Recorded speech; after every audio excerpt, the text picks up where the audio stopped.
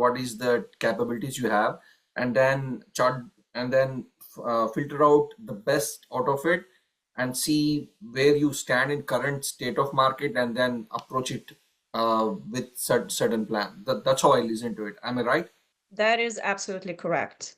You look at who Okay. you are, who you know yourself to be, plus maybe we will, if you work with somebody who's guiding you through the process, you may discover some additional things you overlooked, but you Mm. get to know your strength, variety of strengths in hard skills, also in soft skills, in technology, computer skills, Mm. maybe some other aspects that I'm not even thinking about right now. I usually put a lot of focus on transferable skills.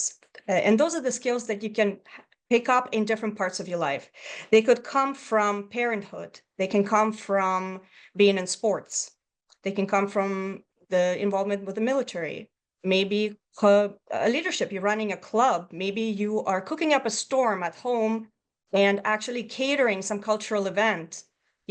Sometimes we take really large steps towards something, and what we need to do is take a look at what that means. You don't have to take it literally. Just because you cooked for your church, that doesn't mean you have to become a chef all of a sudden.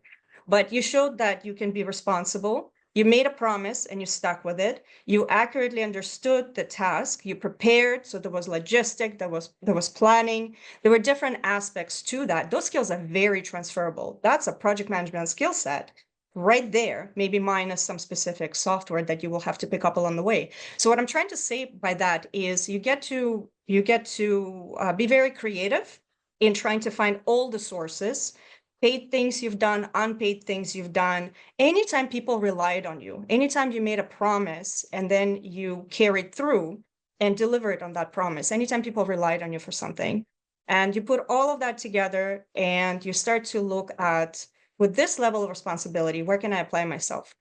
And yeah, then you go from there. You come up with options. You probably reduce the options a little bit, and Mm. you look at what's actually left. What is that gap between where I already am? And by the way, all this work, the preliminary work is done to make sure that you understand that you're much closer to this Mm. option, to this industry and this profession and this title that you thought you were. And then we just look at specific gaps, and this is where the strategy part kicks in.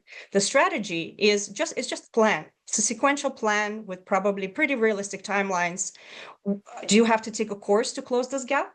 Do you have to find somebody in your or mine or maybe somebody else's network to actually let you know what your everyday will be like once you Mm. get that new job? Because sometimes we have these rosy glasses on. We have this very romanticized version of what this new job could be like. I've always thought I might try this. And now Lana is telling Mm. me that I'm actually not that far from this option. Okay, so I'm going to go there and it's going to be amazing and it's going to solve all my problems. And I'm going to feel that deep sense of self-actualization. The very top of the Maslow's pyramid of needs is self-actualization, when you are in service to your community, to society, you're making a difference in the world.